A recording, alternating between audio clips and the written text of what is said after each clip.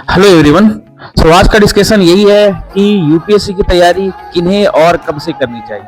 तो सबसे पहले मैं आंसर दे रहा हूँ कब से करनी चाहिए। जब आप कॉलेज में इंटर करते हो तो बेस्ट ऑप्शन होता है, बेस्ट टाइम होता है कि आप उस समय अपने एनसीईआरटीज और अदर अदर जो बुक्स है, स्टैंडर्ड बुक्स है, उसको पढ़ना शुरू करते हैं ताकि 4 साल में आपका सॉलिड बेस हो जाए।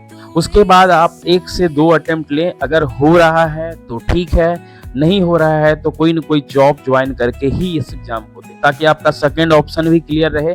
आप देखोगे सिलेक्शन रेशियो में तो बहुत सारे पुराने कैंडिडेट या फिर अदर एग्जाम में जो ऑलरेडी सिलेक्टेड है वो कैंडिडेट सक्सेसफुल है क्योंकि वो मेंटली फ्री है, फाइनेंशियली फ्री है और वो इसको लाइफ का पार्ट नहीं बना दिया कि भाई ये अगर निकल गया तो जिंदगी है, नहीं निकला तो जिंदगी नहीं है। ऐसा वो नहीं बनाए, इसलिए वो मेंटली फ्री रहते हैं और सक्सेस होने का चांसेस भी बहुत हाई होता है। पहला तो ये है। दूसरा ये है कि किन्हें करना चाहिए, तो उन स्टूडेंट को करना चाहिए जिनकी कहीं ना कहीं एकेडमिक बैकग्राउंड स्ट्रांग रही, क्योंकि भाई इसमें एक इंटेलेक्ट लेवल से ज़्यादा डिमांड करता है कि आपकी राइटिंग स्किल्स और जिस लैंग्वेज में आप एग्जाम दे रहे हो उस लैंग्वेज पे आपका कितना कमांड है, क्योंकि आपको सारे पेपर लिखने हैं। भाई लिखने हैं तो राइटिंग स्किल्स जो आप जानते हो पहले तो पढ़ना है, उसके बाद जो जानते हो उसको रिप्रेजेंट कितने अच्छे से करते हो, इसकी कैपेबिलिटी आपके अंदर होनी चाहिए।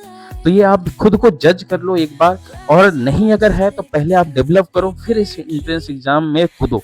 अदरवाइज ये क्या होता है, मैं देखा हूँ जो कुछ नहीं करते हैं सीधे सीधे कूद जाते हैं एग्जाम में, तो 4 साल 5 साल 6 साल देते हैं अपनी लाइफ का, कोई कोई 7-7 साल 18 साल दे रहे हैं यार, क्योंकि वो स्टार्ट किए पहले और पूरा 6 अटेम्प्ट दे के निकलते हैं। ओबीसी है तो पूरे 7 अटेम्प्ट दे के निकलते हैं, 9 अटेम्प्ट दे के निकलते हैं। अब होता क्या है कि जब पूरे अटेम्प्ट दे के निकल रहे हो तो अपनी लाइफ का 10 साल बर्बाद कर चुके हैं। अगर आप कमा रहे होते तो आप सोचो कि आप कमा रहे होते तो 1-8 करोड़ रुपया तो आप बैंक बैलेंस रख लिए होते भाई इतना दिन में, और उस बैंक बैलेंस का इंटरेस्ट है वो आ रहा होता 60 से 70 हजार रुपया पर मंथ। और अब सोचो कि एक सरकारी नौकरी आप खुद डेवलप कर चुके होते आप बैंक बैलेंस से, तो आप ये देखो कि कहीं न कहीं ये इसकी अपॉर्चुनिटी कॉस्ट बहुत हाई है, जो कि पता नहीं चलता है, हिडन है।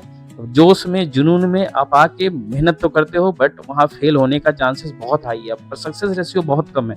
लोग सक्सेस की बात करते हैं बट फेल्यूअर जो हो गए हैं, जो बच्चे फेल होके आज अपनी लाइफ एक्सपॉइल कर चुके हैं, जिनको कोई नीरस हो गया लाइफ की, जीना ही नहीं है, इस तरह के लोग हो गए हैं, उनसे भी एक बार जाके मिलो।